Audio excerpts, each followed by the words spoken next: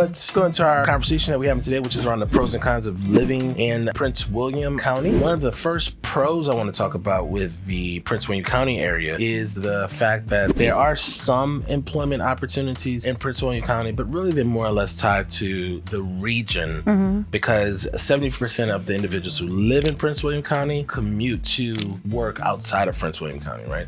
So really the work that's available in the whole DMV area is more or less accessible to you. There are a few people who work within Prince William County, and the biggest employers within Prince William County are just going to be Prince William County itself. Yes. Like between the county and the public school, those are two of the biggest employers within Prince William County. Outside of that is really more small businesses. And so you are going to see a lot of people working outside of the area. And that just means that Prince William is a true bedroom community. You're going to live there, but chances are you're not going to work in that same area. And so really what you're going to see is a lot of people who live in Prince William are going to be, military personnel either stationed at Quantico, the Pentagon, Fort Belvoir, somewhere in DC, maybe the Navy Yard. Although for the most part, you're going to see people who work primarily at one of the bases in Virginia. But then you're also going to see people who work in Reston or maybe the Dulles Tech Corridor, people who work at one of the 17 Fortune 500 companies in the DC metro area. And so maybe people who work for one of those many companies who are the biggest employers in the area. So you're not going to really see too many people who work in Prince William County, but there are still so many employment opportunities if you're willing to commute. Well, the con that goes hand in hand with that 70% of Prince William County residents commuting is going to be traffic. And Prince William has no shortage of traffic. There is consistently traffic in Prince William throughout the day. So if you're going to be commuting to one of those employment hubs, chances are you're going either up 95 or 66. And just to give you kind of idea of what Crystal is referring to, so you're either living in this part of Prince William County around the Gainesville area off of 66, you're going to come into Fairfax County or the DC area through 66 up north, or you're going to come into the Fairfax County area through 95 here, right? There's only really two ways to get in to the area, to the major employment bases from Prince William County, 66 or 95. And both are not ideal traffic situations. They're not. And the thing is, you would think maybe you can get around the traffic. And some people do by leaving extra early, maybe going into work a few hours earlier than the norm, maybe going in at 5, 6 o'clock. But beyond that, you're going to see traffic going into DC. And the thing is, we have that reverse commute coming back from DC. And so that traffic actually starts around 2 p.m. because you have those people who went into work at 5 or whatever, and they're getting off. People have flex time. So those people are coming back into Prince William around 2 o'clock. And we have seen it and we've been in it. And it's going to go into 8 p.m. And it's just bumper to bumper the whole time. It's not a good time unless you use the hub lanes. You're just going to get used to it over time if you choose to live in Prince William County. And the thing is, we also have one of your favorites, weekend traffic. That's true. We do have weekend traffic. And the beautiful thing about living up here is, the income levels are high. So it means that people usually get out and either go on road trips or get out and go explore the area. So there's going to be individuals going to their leisure activities on the weekend. If you are ready to move to the next phase of the home buying process, or home selling process, there's a link in the description to the Perfect Home Questionnaire. Fill out that questionnaire, and then we will schedule a time for you to meet with us via Zoom, and we'll answer any questions that you may have and talk to you about the next steps. All right, so our next pro is going to be proximity. As Abraham said, people like to travel on the weekends here. You're going to be close to a lot of different things. You have 3 major cities within driving distance, and that's going to be, of course, DC. But also you have Baltimore, Philadelphia, and on top of that, Shenandoah Mountains are just 45 minutes from Prince William County. That's true. Depending on where you're starting from, of course, but 45-minute drive to the Shenandoah Mountains or Shenandoah National Park. Virginia Beach is 3 hours to the south. And then on top of that, you have all of the different places, Kings Dominion and Richmond, to visit. You can also, in 3 hours, get to Williamsburg. To say all of that, not even talk about what's available in DC, which you're probably going to take advantage of the most. All of the cool things they have to do in DC. So the con to the traffic or just being in proximity is the fact that there's no metro stop in Prince William County, either off of 66 or even off of 95, which is kind of weird when you consider that they're trying to get a metro to Loudoun. But that's not really a push to get a metro to Prince William County. That is interesting. See, I think that this is, again, there are more amenities to the higher cost of living areas. So I think that they're trying to get a metro to the Loudoun area just because it's more expensive to live there. And so they have a little bit more pull. But not only that, they also have employment in Loudoun.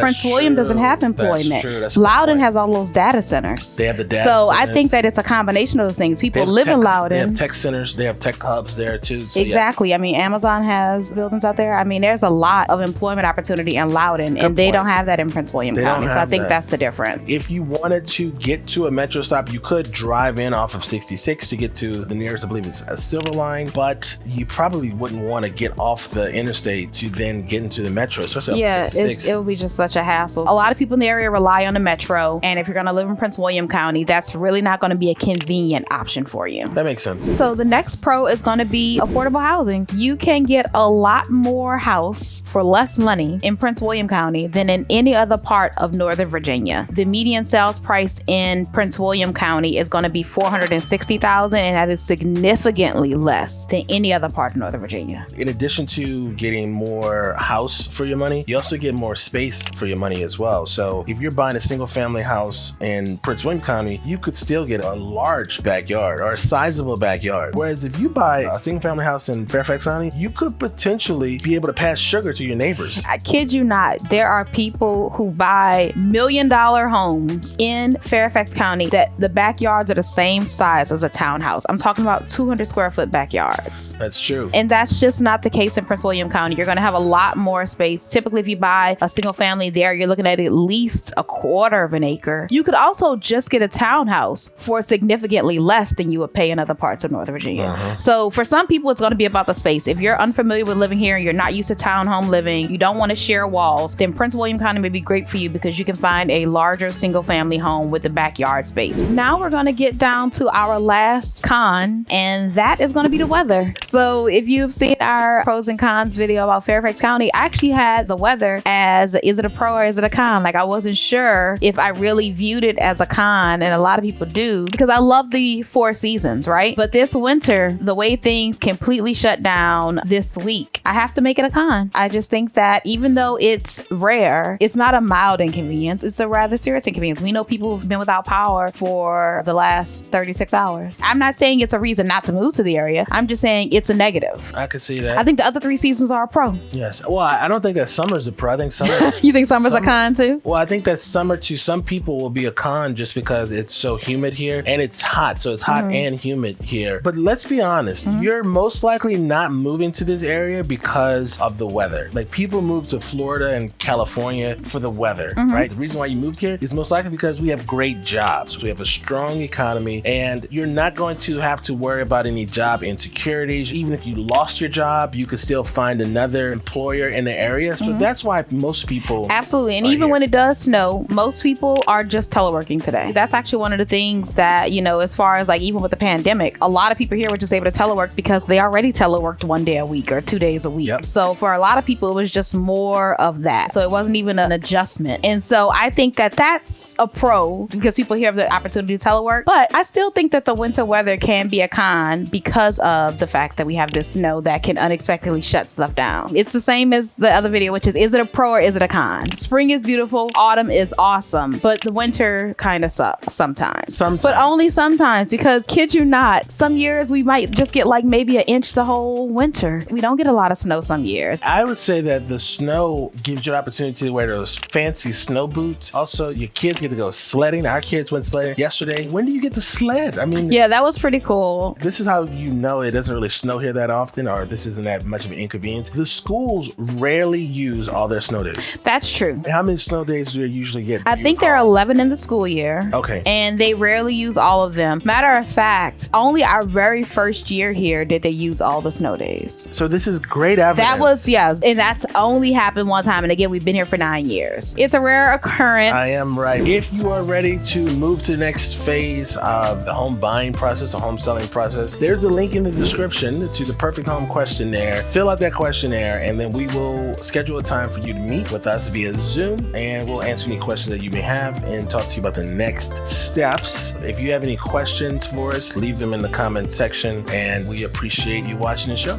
Peace.